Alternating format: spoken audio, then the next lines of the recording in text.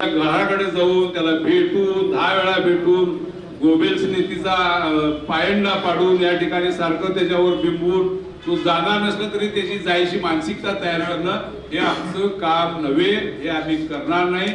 आमच्या पक्षाशी, आमच्या एकूण आघाडीशी जे निष्ठेनं राहिले, जे विचारांना आमच्याशी पक्के आहेत, उद्याची लढाई करायला जे आमच्या बरोबर आहेत, आमची आज हार उदे किंवा जीत उदे तो फक्त आमचा महत्वाचा नाही, पण आमच्या बरोबर उद्याच्या काळात ही परिवर्तनाच्या लढाईत छत्रपती शिवाजी महाराज ते छत्रपती शाहू महाराज यांच्यापासूनचा शाहू महाराजांच्या पर्यंतचा विचाराचा वार निवडणूक त्या ठिकाणी आपण सगळेजण सामोरे जातो.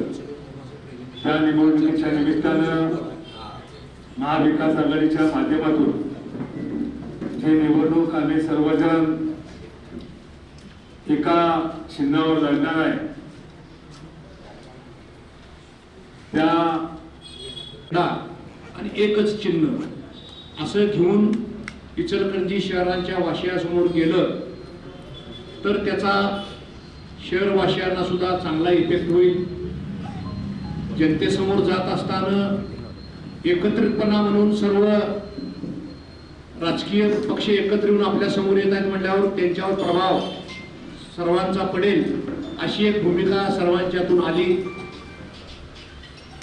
त्याचं ते जे नाव आहे ते नाव आता थोड्याच वेळात सर्वांच्या वतीनं आम्ही त्याचं प्रेझेंटेशन करू. या निमित्तानं इचलकरंजी शहरवासियांना जे काही आहे इचलकरंजी शहरामध्ये काम चालू आहे प्रशासकीय पूर्वी सांगितलं होतं की महाविकास आघाडी, परंतु आता महापालिकेला समोर जात असताना निव्वळ प्रचंड पैशाचा वापर करायचं काम ही मंडळी करायला लागलेली आहे.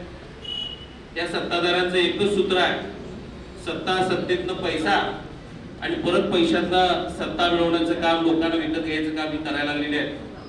याला उद्याच्या महापालिकेच्या निवडणुकीमध्ये सामान्य जनता सडेतोड उत्तर देईल असा विश्वास आम्हा सगळ्यांचा. त्यामुळे आम्ही छत्रपती शिवाजी महाराज, छत्रपती शाहू महाराज, डॉक्टर बाबासाहेब आंबेडकर, छत्रपती संभाजी महाराज सगळ्या महापुरुषांचा विचार घेऊन आम्ही सगळी मंडळी जातोय आणि या विचाराला ह्या शहरातली सगळी लोक मनापासून स्वीकारतील असा आमचा विश्वास या ठिकाणी आम्ही व्यक्त करतो. आणि पुन्हा महाविकास उपस्थित असलेले महाविकास आघाडी शाहू महाविकास आघाडीच्या वतीनं आम्ही ही निवडणुकीला आम्ही सामोरं जातो. 16 वॉर्ड आहेत, 65 नगरसेवक आहेत. 3 दिवसामध्ये आम्ही मुलाखती घेतले आणि इच्छुक बरंच आहे. आता बरंच आता पुढं प्रक्रिया कसं चालू होतील, बरेच लोक अजून अप्रोच करायला की कसं परिस्थिती निर्माण होईल. तसं शेवट टप्प्यामध्ये काय 23 ते 30 ही फॉर्म भरण्याची प्रक्रिया आहे.